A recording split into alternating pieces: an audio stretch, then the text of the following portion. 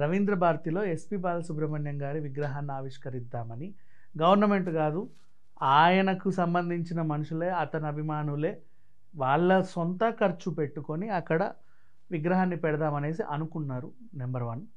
రవీంద్ర భారతి అంటే అది ఎన్నో సంగీత ప్రదర్శనలు ఇచ్చినటువంటి కళా కేంద్రం. నన్ను అడిగితే ఘంటసాల గారి విగ్రహం కూడా ఉందనుకుంటా అక్కడ. అండ్ దీనికోసం వీళ్ళు ఏం చేశారు, గవర్నమెంట్కో వినతి పత్రం పెట్టుకుంటే అప్పట్లో టూరిజం కంట్రోల్ చేసే స్మితా సబర్వాల్ గారు, ఆవిడ సైన్ చేసింది ఎస్ఎస్ అని, చాలా సింపుల్గా సైన్ చేస్తే తర్వాత ఆవిడంటే పడని ఇంకొక ఆవిడ what is this short signature, నేను దీన్ని హోల్డ్ చేస్తున్నా, ఆవిడ ఫుల్ సిగ్నేచర్ పెడితే దీన్ని ఆమోదిస్తా అని చెప్పింది. తర్వాత ఫుల్ సిగ్నేచర్ పెట్టడానికి ఆవిడ శాఖ మారిపోయింది, స్మితా సబర్వాల్ గారు. అప్పటి వరకు మిస్ వరల్డ్ పోటీల టైంలో అనుకుంటాం వెళ్ళిపోయింది. తర్వాత ఓకే, ఇప్పుడు మొత్తానికి ఆ టైం రానే వచ్చింది, ఏర్పాటు చేద్దామని. శుభలేఖ సుధాకర్ గారు, ఆయన చెల్లెలి హస్బెండ్ బావమరిది గారు, సీఎం రేవంత్ రెడ్డి గారికి కలిసి సార్ ఇట్లా విగ్రహ ఆవిష్కరణ ఉంది, మీరు రావాలి అంటే ఆయన కూడా సానుకూలంగానే స్పందించాడు. ఏంటి అంత చాలా సింపుల్గా జరిగిపోతుంది, ఏదో ఒకటి అవ్వాలి కదా. మరి ఇక్కడికి కొంతమంది వచ్చారనమాట. వీళ్ళ వాదన ఏంటంటే ఈయన ఆంధ్రోడు, ఇది తెలంగాణకి సంబంధించినటువంటి సాంస్కృతిక శాఖకు సంబంధించినటువంటి ఒక డబ్బా.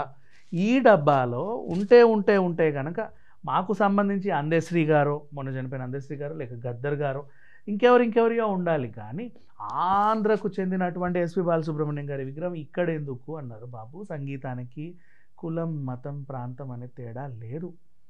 అండ్ నెక్స్ట్, ఇలా ప్రతిదానికి అనుకుంటే ఆంధ్ర దేవుళ్ళు, తెలంగాణ దేవుళ్ళు అని సపరేట్ అయితే మనం తిరుపతికి వెళ్ళలేము, కాళహస్తికి వెళ్ళలేము, వాళ్ళు కూడా భద్రాద్రికి రాలేరు, సరస్వతి టెంపుల్కి రాలేరు. నిజం. ఎప్పుడు కూడా ప్రతిదానికి అంటగడతా ఉంటారు. ఇదేంటో ఈ ప్రాంతీయ విభేదం ఎందుకు వచ్చిందో తెలియదు, ఎక్కడ స్టార్ట్ అయిందో తెలియదు. నాకు తెలిసి ఎప్పుడు స్టార్ట్ అయిందో, తెలంగాణ ఉద్యమం టైంలో ఏంటంటే మా తెలంగాణ మాకు కావాలి, మా ఉద్యోగాలు మాకు కావాలి, మా నీళ్ళు, మా ఇది, మా అది అని చెప్పి వాళ్ళు అనుకున్నారు. అంతవరకు బాగానే ఉంది. లాస్ట్ 10 ఏళ్ళు పాలించినటువంటి ఆ గవర్నమెంట్లో ఏ సుంటనైతే మీరు ముఖ్యమంత్రిగా ఎన్నుకొని చచ్చారో ఆ దరిద్రుడికి అనిపించిన దరిద్రమైన అలవాట్లన్నీ కూడా పెట్టేశాడు. మహానంది ఆంధ్రాలో ఉంటే నంది అవార్డులు, అది ఆంధ్ర అవార్డులు మనకు వద్దు, అయినా ఇచ్చినా కూడా అందరు ఆంధ్ర నటినట్లే ఉన్నారు, మనకు అదే చేయాలి, పక్కన పెట్టండి అన్నాడు. కళాకారులు మనం అంటే ఇక్కడ సినిమాలు చూడట్లేదా అంటే, తెలంగాణలో ఎస్పి బాలసుబ్రహ్మణ్యం పాటలు వినరా అంటే, ఆంధ్ర కళాకారులు పాటలు పాడితే కూడా చెవులు మూసుకునే అంత దిగజారిపోయామా సమాజంలో?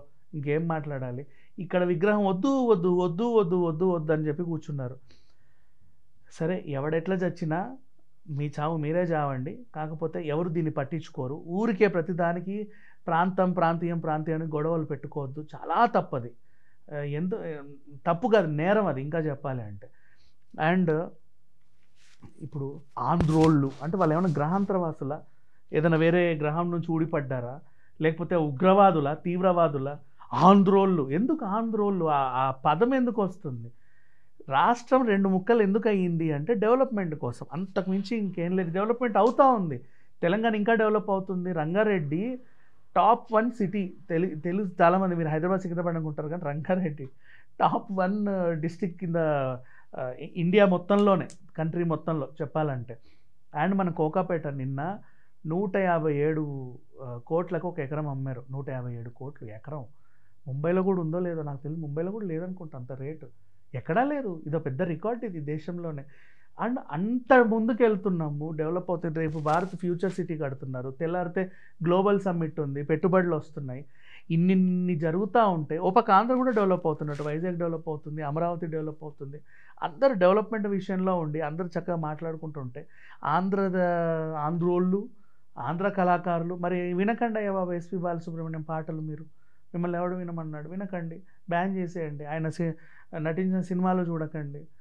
ఎందుకు? మా కళాకారులకు కూడా కులాన్ని, మతాన్ని, ప్రాంతాన్ని అంటగడతారో తెలియదు. కానీ రవీంద్ర భారతిలో జరిగిన ఇష్యూ మాత్రం నిజంగా సంగీతాన్ని, కళని ఆస్వాదించే వాళ్ళందరూ కన్నీరు తెప్పించే వార్త ఇది. గాన గాంధర్వుడు అనే అటువంటి బిరుదున్న ఎస్పి బాలసుబ్రహ్మణ్యం గారికి అంతటి అవమానం జరిగింది. అవమానం జరుగుతున్న ప్రతి ఒక్కరికి జరుగుతూ ఉంది, జరుగుతూనే ఉంది. ఇంకా రేపు వెళ్ళండి ట్యాంక్ బండ్ మీదకి కూడా వెళ్ళి ఎవరెవరైతే ఆంధ్రకు సంబంధించిన విగ్రహాలు ఉన్నాయో అన్నీ తీసి పడేసేయండి, సరిపోతుంది. ఇంకేముంది? అట్లాగే ఉన్నారు మనుషులు. డెవలప్మెంట్ గురించి ఆలోచించండి. మీ ఫ్యామిలీస్ గురించి ఆలోచించండి. ఆ, మీ తిండి గురించి, మీ గుడ్డ గురించి ఆలోచించండి. ఇవన్నీ ఎందుకు? ఎవరికి తిండి పెట్టవు, నీడనివ్వవు, ఇలాంటివన్నీ కూడా కొట్టుకు చావడానికి తప్ప దేనికి పనికిరావు. ఆ, సరే, ఏదేమైనా ఎస్పి బాలసుబ్రహ్మణ్యం గారి విగ్రహం త్వరలో రవీంద్ర భారతిలో ఏర్పాటు కావాలని మనస్ఫూర్తిగా మనం కూడా కాంక్షిద్దాం. Thank you so much.